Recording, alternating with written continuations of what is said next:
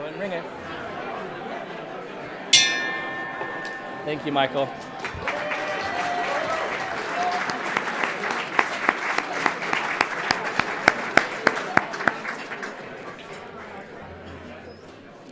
Thank you, Michael.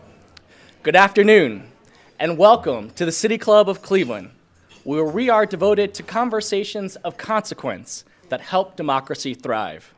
It's Tuesday, March 15th. My name is Will Tarter, co-chair of the City Club of Cleveland Debate Committee, and I'd like to welcome you to today's forum.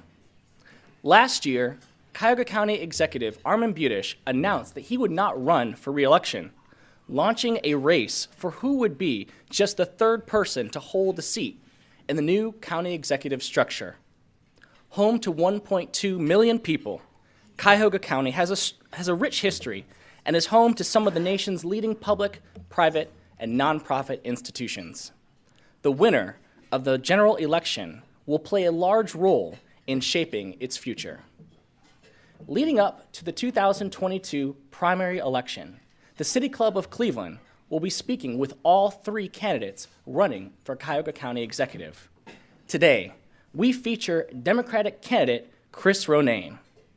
Chris Ronin began his career in public service in 1996, serving on the Cuyahoga County Planning Commission. He also served as the City of Cleveland Planning Director, Chief Development Officer, and Chief of Staff. Most recently, Chris served as the president of University Circle Incorporated, a nonprofit community development corporation where he led the organization for 16 years.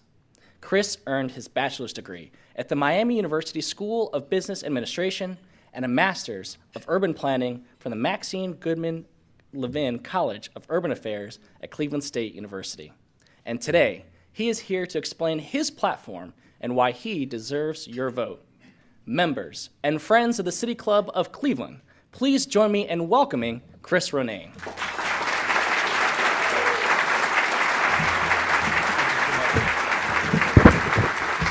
Thank you, Will, and thank you for all your service around town. I see you every other day, it seems, out somewhere doing good work.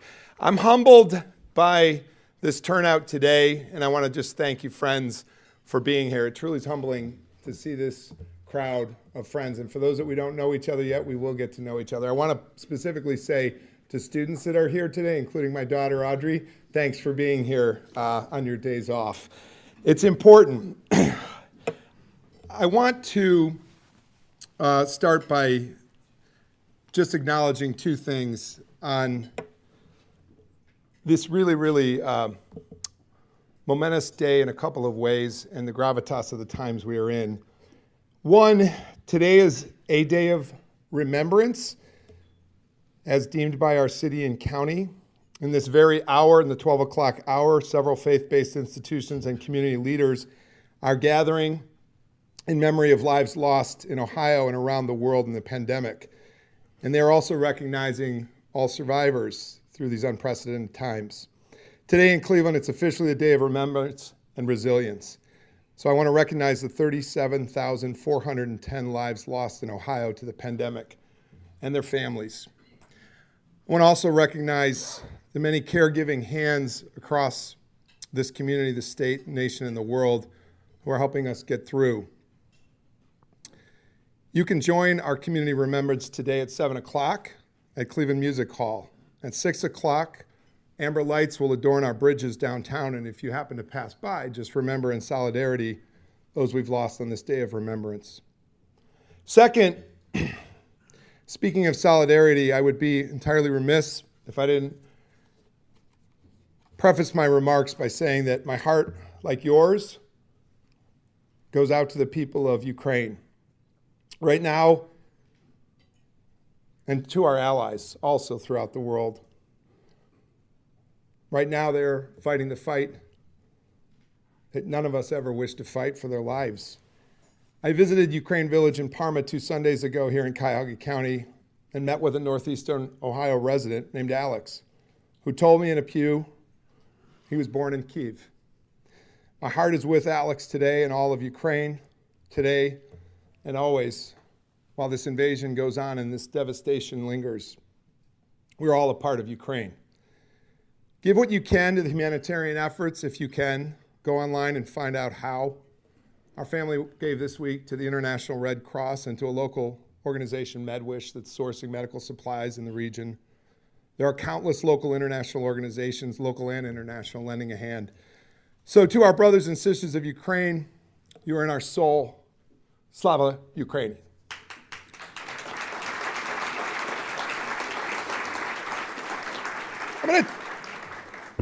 I'm going to take you back now, and at this point my remarks seem small, but compared to what others are going throughout the world, but I just want to give you a little bit of an insight into my story, as you need to know it, as you potentially entrust your vote in a next county executive. I want to go back a few years to the mid-90s. Right down the street at Cleveland State, Levin College, I was a graduate student working as a grad assistant for Professor Norman Krumholtz, who many of you remember, a former planning director, and two of my colleagues, Hunter Morrison and Fred Collier, are here today. We all succeeded Norm in equity planning. But Norm worked for Carl Stokes, worked for Dennis Kucinich, and he worked for Ralph Perk, three very different mayors. One day he invited Carl Stokes into his class, and I was a GA and got to meet the great Carl Stokes. I stopped Mayor Stokes in his tracks on his way out, couldn't miss the opportunity, and I said, "Mayor, would you have coffee with a student?" He said, "Yeah, you'll find me at Arabica most weekends, Shaker Square, around 10 o'clock. So I showed up, and there he was, the great Mayor Carl Stokes. It was that conversation with Carl where my life changed. I call it the coffee with Carl. I don't remember everything that he said to me as I'm sitting in awe as a student, listening to the great Mayor Carl Stokes, but I did remember his last words. His last words as he stood up with a smile, but with some ambiguity in that smile, he said, "Change comes in inches in this town. Change comes in inches in this town." It's a line that's motivated me ever since, and it's motivating me to run for Cuyahoga County Executive today. There is an opportunity to move this region forward together faster, with trust. There are a lot of important races we all know in the state of Ohio: the governor's race, the Senate race, U.S. House seats, seats in the State House and Senate as soon as we know what the districts look like. Has that happened yet at this hour? But this race, the county executive's race, is an important race. It flies mostly below the radar. It's understandable. It's reasonably new. It's an office, though, that touches the lives of 1.2 million people. I argue it touches all of your lives if you live here in Cuyahoga County and probably in counties beyond. It has a constituency larger than a congressional district. It's the second largest executive job outside of Columbus. This race is really important. The county executive, simply put, is the CEO of the county. It was defined 12 years ago by a charter that many of you probably voted in. I want to acknowledge Judy Rawson and Bruce Akers, two former mayors who were two of the original architects of the plan. Thank you, mayors, for being here, and thank you for what you've done. They had reform in their mind, and it was a bipartisan effort, and we appreciate you. Anyways, the new charter brought a new form of county government, with the only other precedent being in Summit County, where there is a county executive who's been around a little longer than our county exec system. But in all 88 counties, there's only two of us with a county executive system. The position is crucial to our success. The county delivers health and human services, supports economic development and job growth, builds partnerships across this county. The citizens of Cuyahoga County deserve a leader with proven management experience, with vision, and with a record of results. I humbly assert I am that leader. So who am I? Who is Chris Ronin? It's definitely not a household political name.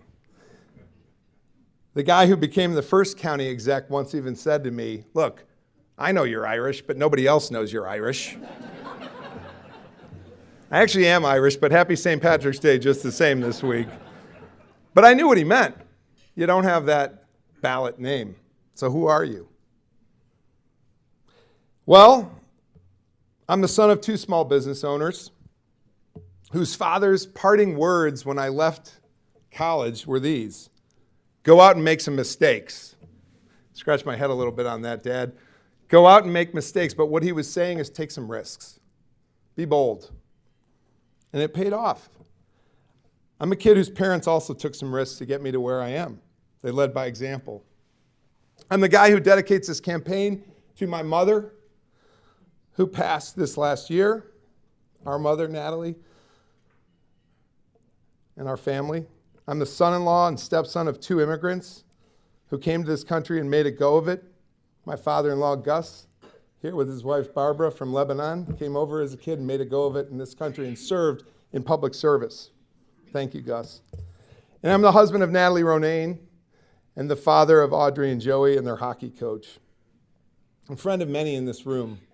Thank you, friends, because we get here together. I've worked in the public, private, and nonprofit sectors, managing, visioning, and leading to get things done, always with a team. So many of the team members out here today. In the civic space, I've worked and led on big projects in this town with a lot of you. The Lakefront Plan, Debbie Berry, the Euclid Corridor, the Opportunity Corridor, the Port of Cleveland's Cleveland Europe Express, where we finally took Cleveland across the globe, the Towpath Trail. Sometimes it's the little projects that add up to matter. In my 16 years as president of University Circle Incorporated, we implemented a vision and built a complete community. One where you can get just everything you need in your daily needs without necessarily having to drive to get there. In a 20-minute walking community that we built by design, we brought forth 2,500 homes. We designed new green spaces. We set up transportation. We provided free daily shuttle service. We operated a 24/7 safety department. We built small business assistance programs. We hatched a local business alliance, and we worked with more than 10,000 students each year to expand after-school programming. We created college readiness programs and internships. Great crew from College Now here. Thank you, guys. We helped seniors access the Cleveland's museum scene by digital access. If they couldn't get there, we got them there digitally, before we all knew what Zoom even was. We hosted 16 summer seasons of the popular Wait Over Wednesdays free community concert series. How many of you have ever been to a WOW? All right. I'm told WOW will be back. But it's important, it's the most diverse audience in Cleveland, where Cleveland can be found. Last spring, USA Today took note of University Circle's extraordinary arts scene when we earned the distinction, America's Best Arts District. That's you. That's all of you supporting it all these years. In all, we grew to a community of 50,000 workers, 10,000 residents, and 3 million visitors. 3 million visitors every year to Cleveland. Change came in big leaps, not in inches. Change came because of collaboration, leadership, and teamwork. Before UCI, I had the pleasure of working in public service at Cleveland City Hall, where I served as Cleveland Planning Director, Chief Development Officer, and the Chief of Staff. It was fun working for your daughter, Joan. Thank you, Joan Campbell, who's here today, and Penny. Thank you for being here. We had fun at City Hall. The job gave me management training, overseeing a budget in the last year in excess of $1 billion. Tony, with the help of City Council. We had a staff of more than 5,000. As planning director, I learned the power of public involvement in over 300 public and stakeholder engagements on just one project. We took the community to a 50-year framework plan for our lakefront. It was their plan. I got to thank Debbie Berry for sitting through all 300 of those meetings over 3 years. Your life is back. But thank you. And Natalie, the former Parks Director. We worked together. And Ann, thank you. I learned the difference between public input and public engagement during that interaction.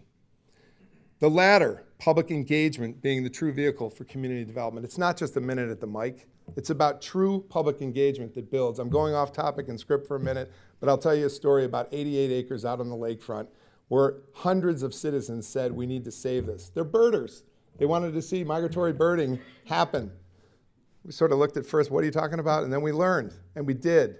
And now it's the Lakefront Nature Preserve, 88 acres on the lake of a wonderful public park. It's the last good walk I had with my mother. Places matter. People matter in the public planning process. Thank you. Thank you for your work.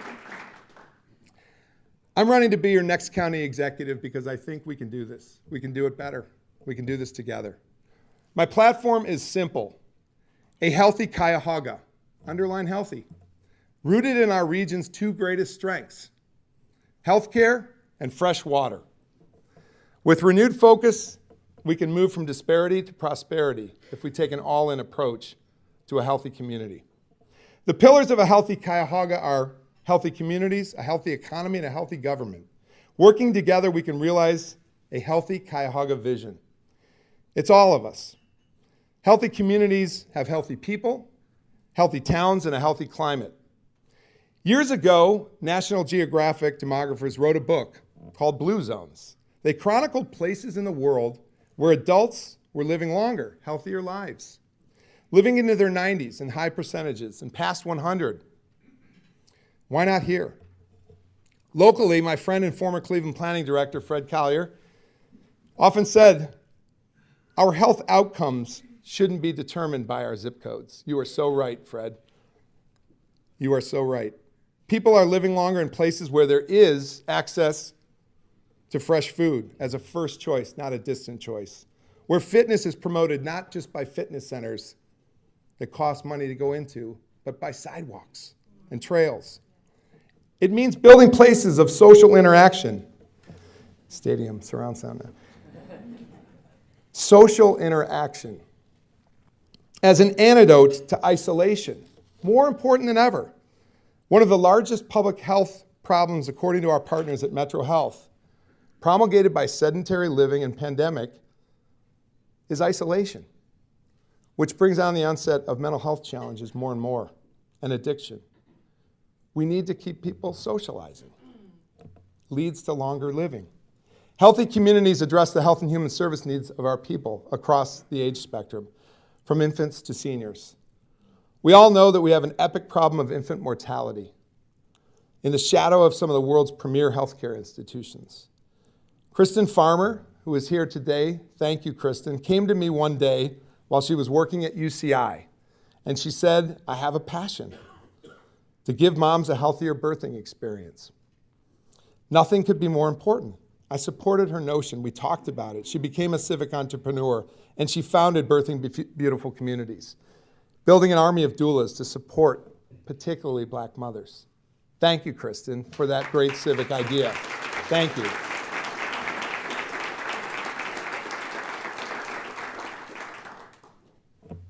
It just takes ideas and support in the workplace and with bright civic entrepreneurs. I'm looking at a whole room full of them.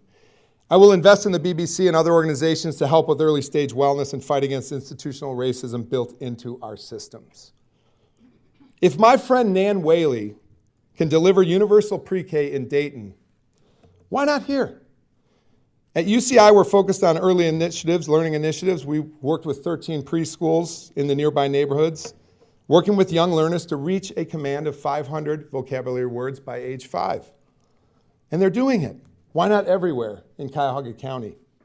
Every child in our community should read for comprehension by the 3rd grade. Organizations about town that are working on this right now. We need to support them. At the other end of the age spectrum, we must make sure that our seniors have access to what they need. Healthcare, transportation, and affordable housing. I will complement the Division of Senior and Adult Services with dogged attention to housing and mobility. At Cuyahoga County and throughout this county, an effort will begin with advocacy, and it will not end until there is access for all. To build and maintain our healthy communities, we need a healthy economy in Cuyahoga County.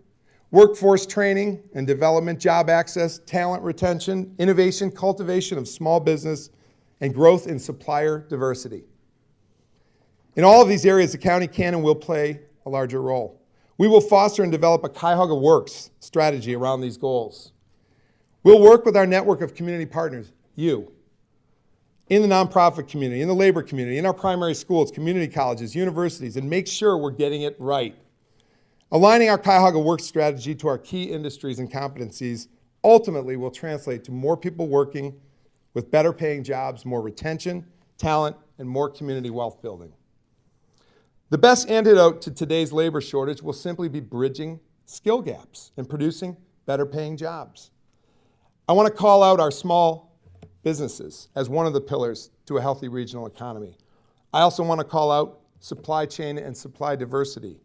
I want to call out workforce development. And fourth, a unique part of our economy that not everybody has, it gives us a competitive advantage, the water economy. I'm the child, as I said, of small business owners. My mother broke through a glass ceiling in her industry in the 1980s and made payroll for 5 employees for 35 years. Kathy Ronayne represented the bread and butter of Cuyahoga County's economy. Cuyahoga County is home to more employers than any county in the state of Ohio.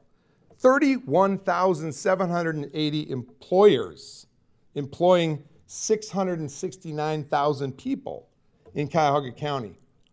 In order to build off of our foundation of small business, we have to constantly ask what our small businesses need.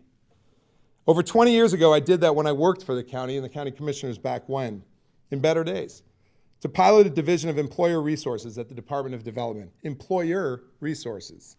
I went on to manage a team that covered the county, calling on employers to help them address what their needs are.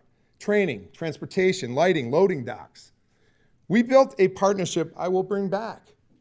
Economic development really isn't about landing the lion. It's much about meeting employees and employers, existing employers, where they're at and asking them, what's it going to take so that we can all move further forward? Just yesterday, I visited a specialty box maker by an African-American CEO, owned by an African-American CEO, who's doing well by doing good at East 168th and St. Clair in the Collinwood neighborhood. Andrew often employs returning citizens at his shop, but he needs a stronger partnership in Cuyahoga County with our Justice Affairs programs. At the county, he wants to place more reentrants into his workforce. The issue came down to a more flexible work release program. I'm going to translate that for a minute because flexible work release sounds great. What he said, it was an individual who had an ankle bracelet who the authorities at the county said he needs to come back and get his bracelet checked at 2 o'clock. And the employer said, he works till 3. Can he wait an hour and work out his shift as he wants to do? That employer ended up driving him back to county to get his bracelet checked so that he could then miss that last hour of his work shift. We can do better. We can be flexible. We can put people back on track. We will. We can solve with partnerships and have win-wins. A healthy economy means more money circulating in the local economy. When a dollar stays in the local economy, you know the impact of a multiplier effect. I plan to promote local area supply chain and supply diversity programs with all of our institutions. But take the strength of our healthcare institutions as just one example. When 3 hospitals spend upwards of $5 billion annually on goods and services, we must ask ourselves, what if? What if the local spend percentage moved upward? 1% of $5 billion is $50 million in local area spend. 5% is $250 million. If you took half of that and it went to MBE suppliers, it would mean $125 million more dollars invested in companies owned by Black and brown principals. That's moving the needle. Supply chain. Thank you.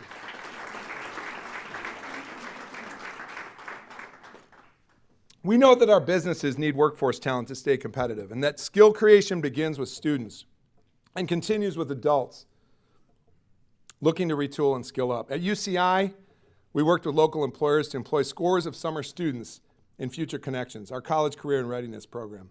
Youth Opportunities Unlimited, located just a few blocks from here, employs thousands of young people aged 14 to 24 in the summers and year-round. Good news is that YOU employs thousands. The bad news is they turn away thousands for lack of placement opportunities here in Cuyahoga County. It's not that the placement opportunities don't exist. We need communicative leadership that's opening doors. When it comes to skill building in the adult workforce, we have to get ahead of the curve. We're losing jobs to automation, which means we have to build better jobs, higher paying jobs, jobs that are attractive to persons to return to work. We must deepen our partnerships with Magnet towards employment, the AFL-CIO, Tri-C, and GCP to retool for today and tomorrow's jobs. We must maximize workforce investment dollars coming into Cuyahoga County and efficiently spend them to train and retrain workers. Finally, as we grow our local economy, I will look north to our region's greatest treasure, Lake Erie. With 90% of our domestic water supply sourced out of the Great Lakes and 20% of the world's fresh water right here, I believe we can claim the title freshwater capital. We'll wear it well. We own it. We live up to it. Back to Carl Stokes and the why. Carl Stokes stood up after the 13th river fire and said enough. He and his brother Lou were there at the formation of the Clean Water Act, which we just celebrated 50 years of. We went from 13 river fires on the Cuyahoga to becoming the 13th American Heritage River. We reached a clean bill of health by the US EPA, and you can now fish out of that river that burned. We have a claim on the freshwater capital. And we teach history, we teach young people to be stewards of their future. They will. Let's leverage our lake for everything from cleaner energy advances to water-dependent industry to shipping and recreation. Let's bring a freshwater institute to our shores, working with the Great Lakes Energy Institute at Case Western Reserve University. Let's have a freshwater festival with a focus on water innovation, a modern-day Great Lakes Expo. We can have fun with this. Let's bring the world to us. Let's showcase companies like the Interlake Steamship Company, located right here in Middleburg Heights, a 109-year-old Cuyahoga County company that owns a ferry service line in the New York Harbor and owns ferry services across the Great Lakes. And they're building a new ship at the Sturgeon Bay today on Lake Michigan as we speak. Spoke with an engineer last night who lives in Cleveland, living a lot of his days right now in Sturgeon Bay, designing that ship, overseeing the project. Straight out of CLE, who knew? Who knew? They were there for the original Great Lakes Expo, a 109-year-old company. They can be there again to talk about what they're doing at the next Water Innovation Expo. As a freshwater capital, we can make this county the most sustainable and habitable place in the United States, in the globe. After all, 1,246 square miles of Cuyahoga County, only 457 of those miles are land. Nearly 2/3 of Cuyahoga County is actually water. None of this agenda is possible without an effective, transparent government. It's time we build a smart government, a communicative government, a data-informed government that's a national showcase. I want to speak directly to the workers of Cuyahoga County. You matter. As your next county executive, I look forward to working with you. I'm a team builder that will build people up, not tear them down. My father-in-law spent 35 years in county service. Thank you, Gus. It's a laudable profession, and I want to say that to our county workers. Talented team members who've gotten things done. I've been lucky to surround myself around talented people at UCI, at city planning, at the county itself. We build partnerships together. It's never I, it's always we. I say to the workforce of Cuyahoga County, we can do this. We can leverage Cuyahoga County's true potential and a better future. A healthy government must be a convener. Opportunities for greater shared service exist, and they especially need to be explored in our most fiscally distressed communities. A municipal fire chief said to me recently when I had breakfast with him, we don't need 2 ladder trucks, each costing more than $500,000 in neighboring communities within a mile of one another. It's what we originally aspired to, right, Judy? Right, Bruce? That's what it was all about in terms of county reform, working together.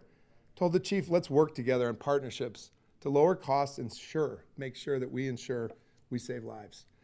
A healthy government brings government to the people, not just people to the government. Not everybody wants to travel around the corner to the glass building on 9th Street. They want it in their neighborhoods. I plan to team with local nonprofits. I was out with the food bank last week talking about the possibility of caseworkers on site. When somebody comes to the food bank and food insecurity is their first problem and housing insecurity is their second. We ought to be a resource referral on site with a county government that's in community. A healthy government thinks about how people navigate our system. I plan to build back up the county ombudsman's office to help people navigate. We'll also create a justice expediter. Imagine your worst nightmare. Somebody in your family ends up in the incarceration of our jail system and you can't even find them. We need to have navigators in county government. A healthy government needs to prioritize equity and justice. Our justice system needs to be about more than just a jail. In this very room, I heard a former county jail consultant say that the jail currently being proposed is too big for our actual needs. I will work with the county council to get it right. When there's an incident in our community, I want an informed incident response team that identifies problems and their solutions on site at the moment of incident. Yes, we need adequate jail beds, but we also need treatment beds. We need to fully utilize our diversion center with full staff support. We need a centralized booking system that works, and we need bail reform now. A healthy government is enhanced by special initiatives. I'm pledging a special initiative for transportation and for housing. It's going to start with advocates in our system, with housing affordability and greater transportation being our goal. We did it at UCI. We hired a single transportation advocate that led to big things about people and their mobility choices expanding. Finally, and maybe most importantly, I'll leave you with these closing thoughts. We need to restore confidence in Cuyahoga County. We can. We will. We can get our county on the right path to be a more vibrant, safe, and economically strong place to live. Think about that. We need to. We can. We have all the assets to do it. We can reform our reputation and become a reliable, transparent government that protects people and works hard on their behalf. We can become a county that's collaborative and removes barriers to ensure services are strong. With the right leadership in place, we can create a vision and a goal and achieve it together. In Pittsburgh, they leveraged robotics and got Google. In Columbus, it was innovation to Intel. In Indianapolis, it was a focus on amateur sports that landed the NCAA, March Madness Week. In Cincinnati, they reached the Ohio River.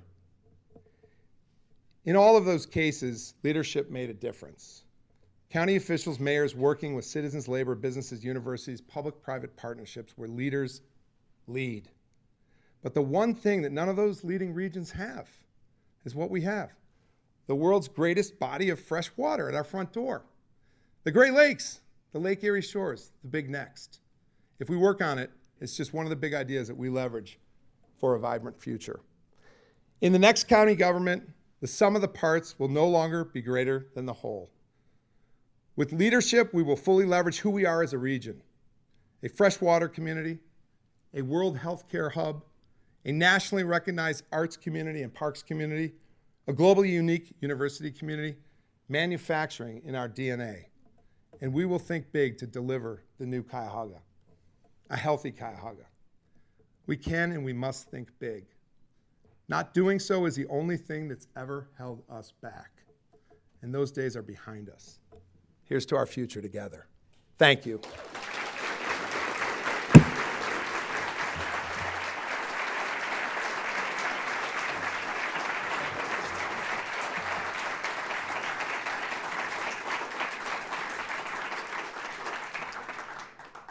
We're about to begin the audience Q&A. We welcome questions from everyone, City Club members, guests, and those of you joining us via our live stream at cityclub.org. If you're here in person, please raise your hand and remain seated until a staff member indicates it's your turn to step up to the microphone. Our live stream viewers can tweet questions at the City Club or text them to 330-541-5794. That's 330-541-5794. And our staff will try to work it into the program. May we have the first question, please? Hi, our first question is one of the questions that was texted in. There have been several recent deaths of vulnerable children in Cuyahoga County custody and continuing critical shortage of trained social workers to monitor and improve local child safety. What will your administration do to strengthen the staffing and provide more accountability of the Division of Children's Services? Thank you very much for the question. For children and adults, I come back to making sure we're supporting our caseworkers I keep hearing about capacity issues, yet there's no shortage of funds flow through this community now, and our frontline caseworkers are of utmost importance. We have to think of a caseworker like we think of a teacher. You know the ratio, 15 to 1. I'm a coach. I can't handle more than 12 or 15 kids on the ice. Caseworkers are receiving triple, quadruple that load. So it pulls them away from the proximity of the families that they're serving. So I would first focus on an audit of our caseworkers, their case load, and then any other needs analysis that interviews a parent, that interviews a caregiver, that interviews an intermediary, that interviews a child, to learn where we need to do better. But my instincts are it's a matter of capacity, and we need to address it now. Yes, what would you do to make Cuyahoga County a more welcoming place for immigrants and refugees? Thank you, Michael. I want to acknowledge the many mayors and council members around the room today. I see Mayor George, thank you for being here. Councilperson Ryan, Councilman Litton, many, I'm going to get in trouble because I'm not looking fast enough at all the mayors and council members that are here, but thank you all of you who are here today. Eric Wobster, Sandusky City Manager. I bring you up because in the context of that question, you are our gateway. Are our communities welcoming places for immigrants? Remember, I tell you about my father-in-law who came from Lebanon in his late teens, found a welcoming United States. Will we be a welcoming community when it comes to housing support, education support, language support? The litmus test will be how upon arrival we treat our newcomers, because somewhere in our generations, we were all newcomers. I'm very committed to this. As far as our work in University Circle, we made it intentional to make sure that our signage carried multiple language, that everything, and I mean today, folks, we've got to translate government services in multiple languages. One of the ways to answer your question, Michael. You know, look, I look to the city of Toronto, and I look at a city that built its city by global newcomers. No reason, other side of the ponds, twice over, we can be that community. We can. Working with the organizations that work on this and the work over at Refugee Gardens, there's so many portals in and there's so many people wanting to help. Leadership sets the stage and the table on this. We set it. If we're welcoming, I will be. I want to see Cuyahoga County be a mecca for internationals coming to Cleveland, placing their flag, rooting, working. We build our economy off of that. That's what we did for generations. So it starts with leadership, being a voice, and working with their intermediaries to make sure people have the immediate needs they can get service so that they can stay. Let's do this. Thank you. Hi, Chris. Pete Fanlier with Policy Matters. I I appreciated your comments on bail reform in the jail and diversion center, things like that around the criminal legal system. So in that context, you know, the Cleveland Division of Police is getting a lot of attention with the consent decree in issue 24, but there are in fact dozens of other police departments, including in Cleveland as well as the county. How do you see your role, the role of the county, and what would you do to really transform the police response for people in need, you know, emergency calls and that kind of thing? What would you do with that? Yeah, thank you, Pete. And Pete's one of the people, like so many of you, that's just a resource on a lot of issues, offered already that to me, and I appreciate that. I think we follow good models. Let me just use one as an example. In Shaker Heights, they have moved into a mode of making sure that a care team approach is applied and that where appropriate, a mental health worker is on site with an officer. Because I can tell you firsthand about officers that didn't know which resources to use and where those resources were. So before we put the finger at them, let's talk about actually creating service resources for them like they're doing in Shaker Heights. Pete, I bring that up as one example for a study on how it's going. And if it's a great practice, then let's replicate it throughout county. My instincts, although I need to learn more, is that many of our offenses, as we call them out in the community, can be addressed in a way that isn't bringing somebody to a central jail, and that the problems really begin when there's a misdirection of a person who need not be in that jail, when they're ripped from their families, when they've lost their job access. So many that are there today don't need to be there. So this combination of centralized booking, bail reform, incident response with a care team that's full of resources, I think really matters. And I'm a big believer that we study a best practice right here in the field and we see if it's something we should replicate. Thanks. Council President, you're one of the examples of people I forgot. Thanks for being here from North Royalton. Yes. Paul Marnichek. Thank you, thank you. So quick question for you, sir. You've mentioned economic development a few times, and you've mentioned public transportation a few times. How would you bring the two together? What's your vision for public transportation? Because I think I've actually heard you describe, it's really good at getting you to Cleveland. Yep. But if you live and work somewhere that doesn't take you through Cleveland, public transportation can pose some challenges. Yes. Years ago, when I worked at the county, we talked in that Division of Employer Resources about what the real barriers were. And employers would say, workforce training, need a little skill development, transportation, and proximate daycare. So we started working on those. And I don't see why we don't return to that. Let me say two things about transit. We have a whole forum, I think you have, Dan, on transit with General Manager India Birdsong. I believe that we need to change the narrative. And that narrative needs to be about mobility. I remember going down to the state legislature and meeting a state representative who stopped me in my tracks as I was seeking transportation funding at University Circle. And he said, need more badges, not more buses. I thought, dude, you just don't get it, Sorry, Mr. Representative. None of that is mutually exclusive, but the reality is we need mobility. So if you drilled it down with that person, does your aunt drive? Do you live in Chillicothe, Ohio? Can they get around in their communities? We're warehousing seniors, frankly, because we're not providing enough transportation. Now, I know you linked it to economic development, so let me briefly say there need not be any barrier to a robust workforce.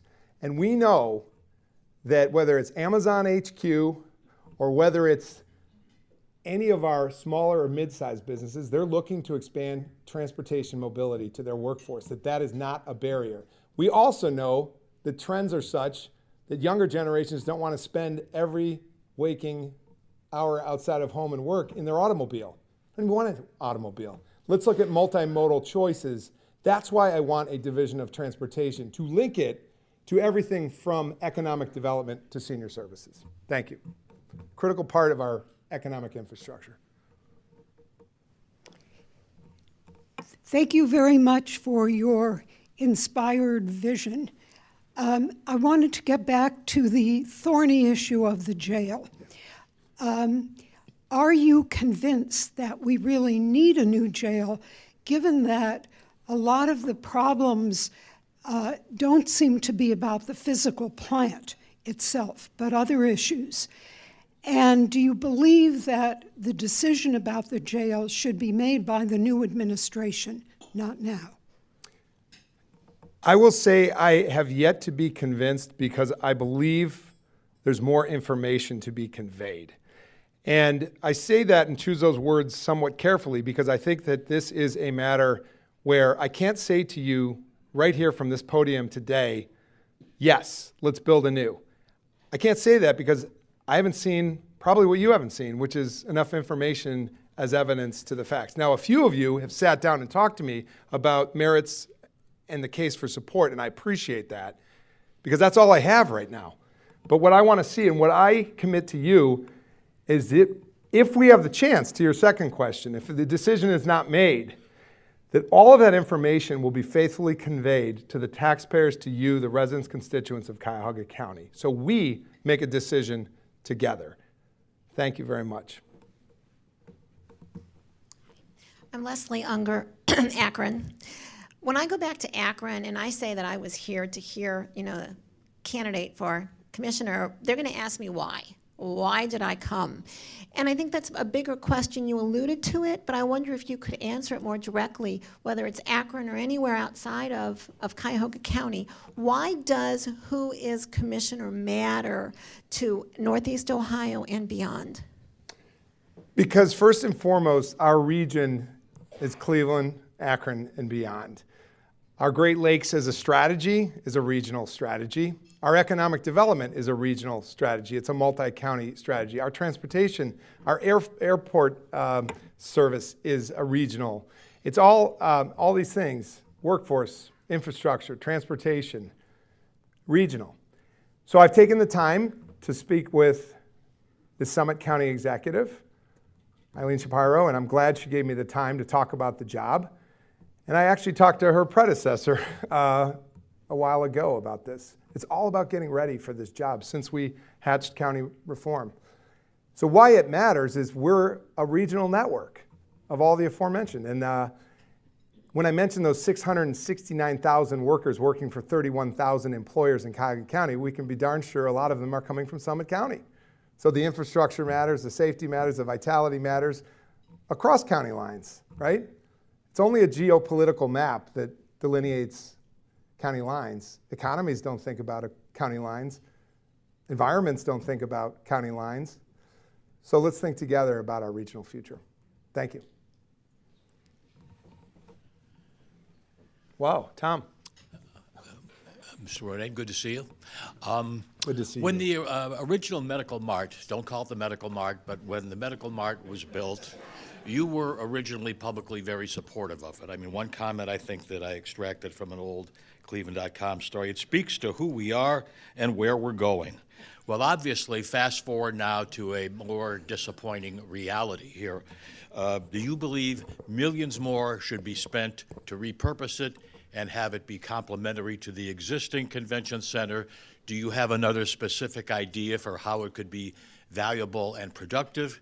And lastly, should the sales tax that was enacted to build it, should it maintain and stay in place forever to build other brick and mortar projects, or should it possibly be repealed? When we were in the Red Room at Mayor's City Hall, Joan, there were no softballs thrown by Tom Barris nor Mike Tobin. Nice to see both of you. So to your point and question, and Tom, thanks for your career in the media, and it's proud to see your Lakeside Avenue, Tom Barris way. Thank you. So let me first put context to this quickly. We're talking about the facility located adjacent the Huntington Convention Center. We're talking about a facility that was built as the Global Health Innovation Center. We are talking about a facility that's connected to the Hilton Hotel and the Huntington Center. In my administration, I will do everything but sell that facility in a fire sale. I believe it's a part of the public infrastructure, and it's an asset worth keeping. Here's why. It's a part of a convention district, which may or may not sound important. But when you peel back the fact that the hospitality industry is among the top 5 industries in this county, that workers in your neighborhood, in your community, work in industry dependent on the convention district, that's why I won't sell it off in a New York minute. It's been said by others. I don't see it. I see repurposing being a fact of everyday life. We repurpose buildings all the time downtown. The industry is telling us now that more meeting space is needed, that the convention industries, if you're going to a convention, it's likely you're going to be in smaller meeting spaces, you're going to be in not the big plenary ballroom, but you're actually going to be meeting in focus groups with your industry clusters. So we actually have a deficiency in meeting space.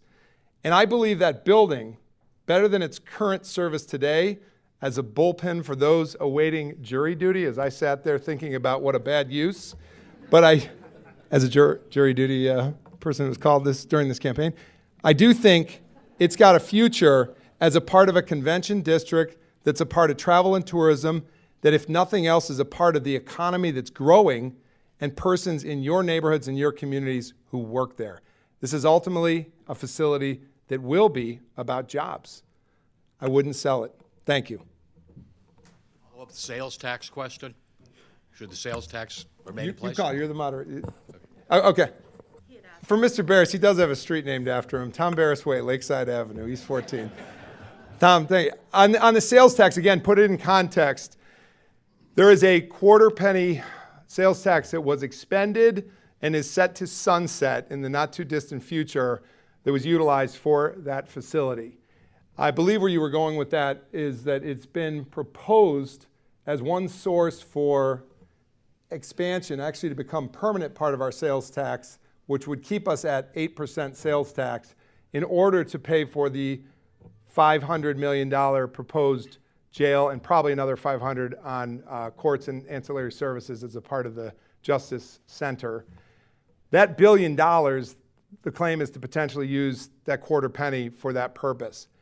As I said in a previous question, because not all the information is in front of any of us, I'm not yet convinced on the spend nor on that particular source. Inflation's going up. People are hurting. We need to be real careful about permanent sales tax on a $1 billion spend. Given the context of the climate we're in, we need to have a conversation with the people. If given the chance, if it isn't locked in by the time a next county exec takes office January of 23, I'll open up the conversation. Thank you. Chris, can you expound on those Northeast Ohio attributes that you've mentioned that make us a player on a global economic market, if you believe such? Yes, thanks, Eduardo. A few things. One, manufacturing can't be talked enough about in this community. It is truly the lifeblood of our economy, has been, still is. And we are a place that makes things. We're a maker space. I think the idea of onshoring, and we're seeing all the reasons why right before our eyes. In the pandemic, the difficulty of getting medicine because it isn't locally produced, domestically produced. The difficulty of getting supplies in the medical industry that are needed, that could be produced here, and right here in Cuyahoga County. We found a crisis right before our eyes when we had a shortage of products that we needed. We can onshore right back to Northeast Ohio that makes things. It has a Cleveland Institute of Art that designs to make things. So I would celebrate manufacturing as one of the answers. I've mentioned the waterfronts, arts, culture. I've mentioned parks. I don't think we can say enough about the healthcare industry. I'm rattling off the second largest industry after manufacturing because there's growth potential. We are a great patient care provider with some notable disparity in how we provide, but we are also a place that can unleash innovation. If we unleash it, if we commercialize the ideas that are in the heads of the docs and the researchers and get it out of the gummy system of tech transfer, we can be a true hub as a medical innovation economy alongside being a great patient care economy. So that's the second one I would cite. And the third, I've already said, I don't think we've unleashed the potential of these Great Lakes right at our doorstep to look at a waterborne economy. It's here. It's latent. We need to grow it. And we need to also grow it in energy, climate, being better stewards, making things. If we're going to talk turbines, let's talk about producing them. Let's talk about the core competencies in manufacturing. So I think manufacturing, healthcare, and the water economy are where it's at in terms of core attributes. Thank you. Hello, I'm here with another text question. Cuyahoga County is a great place. Our state government is passing new state laws that do not benefit citizens of Cuyahoga County. Many of these laws are pro-gun, anti-immigrant, anti-LGBTQ+, and jeopardize voting rights. How would you work with state political leaders to ensure our voices are heard at the state level? Absolutely right. There's a disconnect between the state of Ohio, downstate Columbus legislators, and Northeast Ohio. First of all, we've got to find ways to establish some common ground, meet people where they're at, but we need to showcase what our community values. And you mentioned a few things that I think run cross-current to our community values, dare I say. We're a polyculture of a lot of opinions. But I was speaking with a person on the way in today who's with Moms Demand Action, and I told her the story of an experience I had going out from City Hall as Mayor Campbell's chief of staff to the Lonnie Burton Rec Center, to the scene of a child who'd been shot at age 13, the same age as my daughter, died in front of a rec center, had nothing, no weaponry on them. Then Council President Jackson and I stood over a pool of blood. Brandon Davis, age 13, I'll never forget it. And every time a legislator says, you need to have the right to come in this building with a gun in your pocket with no training and no registration of any significance, I think of Brandon Davis. I think of the disconnect about raging gun violence in our community. Not the fault of children, by the way, a result of a society that failed children. But are legislators in the state of Ohio doing any better to help that child by enabling the easy access to guns without any permits? Police will tell you it's a bad idea. It's a bad idea. It's just one example. But to the question, we have got to show why. We can't assume they're going to fall out of bed and say, oh, this is the right thing to do, a better way to go. We need to show why. We need to bring our case for support. We need to bring Brandon Davis to the state government. Talk about, not here. Not every place is a one-size-fits-all. I spoke with a young lady who mentored or interned in our office at UCI last summer. I had an exit interview. They end up mentoring you, by the way. And I said, what do you think the issues are here in Ohio? And she said, in my neighborhood at Central and 38th, it's domestic violence, mental health, and gun violence. She went on to Miami of Ohio. I called her in the fall, my alma mater, and I said, how's it going? She said, it's going, but I lost my uncle this weekend. I never knew. She never said she was the mayor's niece. It was Frank Q. Jackson, lost to gun violence. I remember what she told me in our UCI office conference room. She said, the state seems to think that every community is one size fits all. It's not in my community. What a prescient 18-year-old kid on her way to college, but then had to go back and deal with the fact that the state doesn't get it. I'm sorry, I'm raging against the state, but what I will promise you is communication and showing the case for support. I want to be your next county executive. I hope you'll consider me because I think I'm getting the hook. I'm really glad you were here today. Thank you, everybody. Thank you.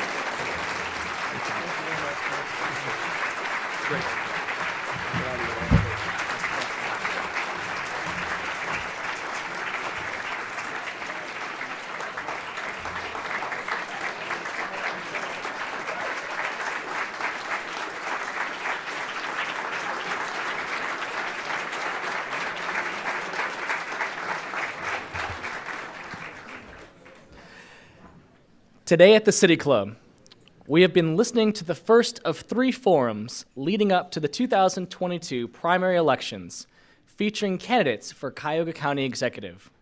We would like to welcome guests at tables hosted by Chris Ronin for County Executive, College Now Greater Cleveland, Friends of Tony Brancatelli, Northeast Ohio Regional Sewer District, FastStar, and Strategy Design Partners. Thank you all for being with us today. This Friday, March 18th, we'll be joined by Sonia Agarwal, the Senior Advisor for Climate Policy and Innovation at the White House Office of Domestic Climate Policy. She will talk about the latest strategies and policies to combat climate change. And next week, the City Club will host the remaining 2 Cuyahoga County Executive candidates. Lee Weingart will join us on Wednesday, March 23rd, and Tariq Shabazz on Thursday, March 24th. On Friday, April 8th, we will also host Nina Turner, Democratic candidate for Ohio's District 11. You can purchase tickets to all of these forums and learn more about other forums at cityclub.org. And that brings us to the end of today's forum. Thank you, Chris Ronayne, and thank you, members and friends of the City Club. I'm Will Tarter, and this forum is now adjourned.